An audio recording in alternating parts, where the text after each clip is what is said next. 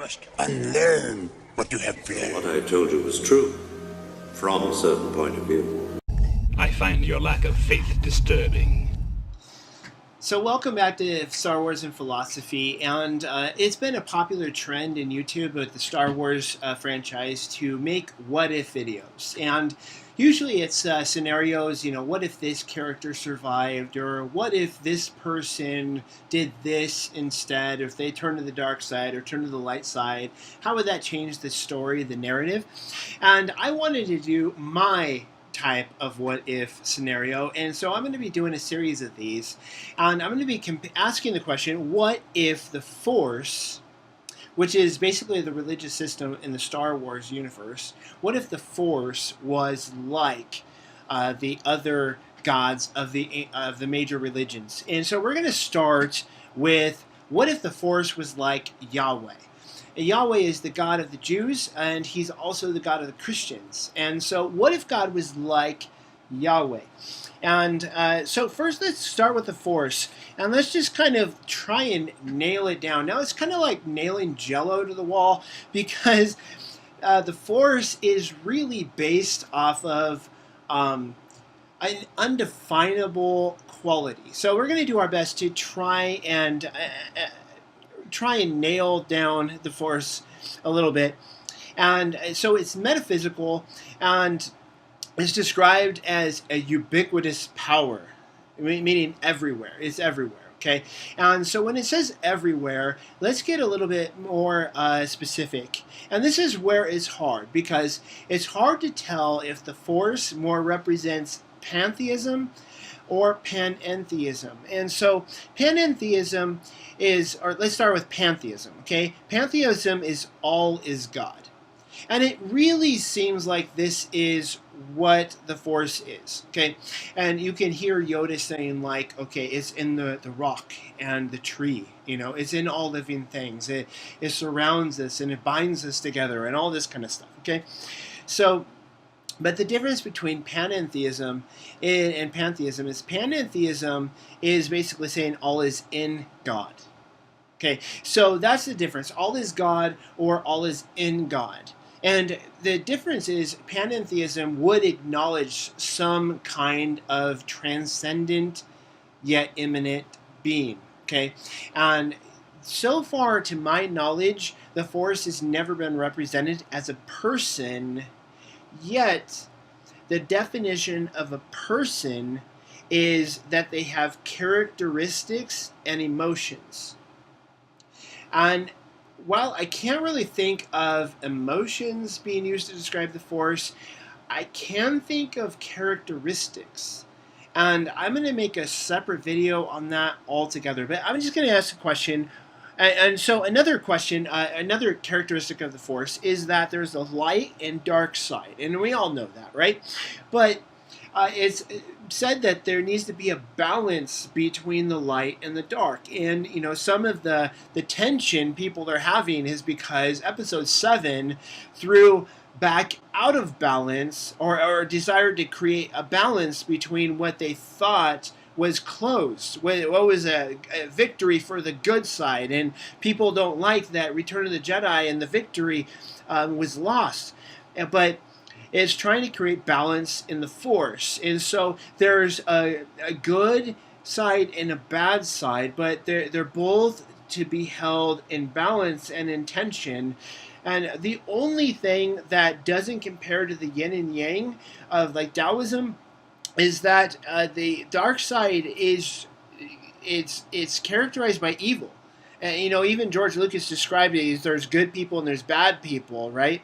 And the good people get rewarded and the bad people get defeated. And now Disney's kind of throwing that away. And I think getting back to a more consistent view of the Force, and more in line with Taoism, but maybe not quite. And that's why we're going to move towards the gray. And if you don't know what I'm talking about, check out my last video on the Journal of the Will's Prophecy that's guiding the whole new franchise. But let me ask you the question, what would you expect if the Force was actually more characteristic of the Christian God and Jewish God Yahweh of the Old Testament? And so I'm just going to throw out some characteristics of Yahweh. He is eternal. And so that means that he was never created, he will never end. He is eternal, and that's what truly eternal means.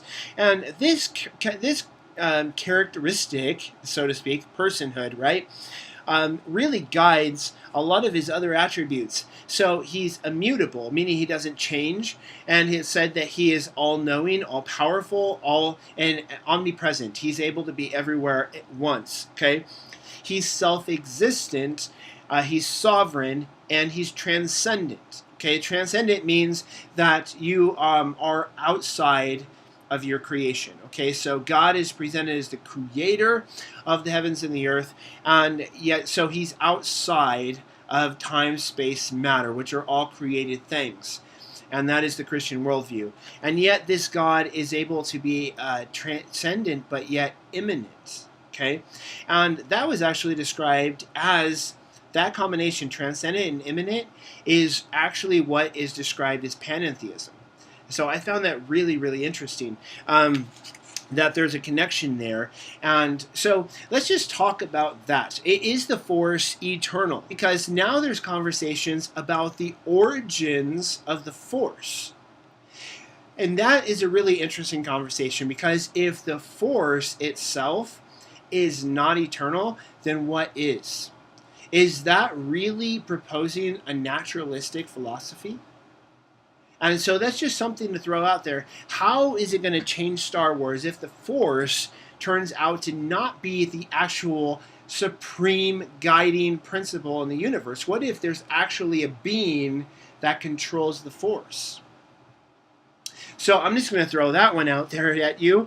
And so the Force, is the Force in charge and ultimately ruling over all things? Okay, is it truly sovereign? And it seems to be. It seems like it forces balance, and it's like sovereignty, almost fatalistic in a sense. Which, if it's fatalistic, does it have a will? Because a will would represent a personal quality. Okay, I'm getting into that other video. Okay, so. The other characteristic of Yahweh is holiness, which leads to his goodness, his justice, and his righteousness. Okay, so you have to ask the question, what would the Star Wars movies be like? What would the Force be like if the Force was good?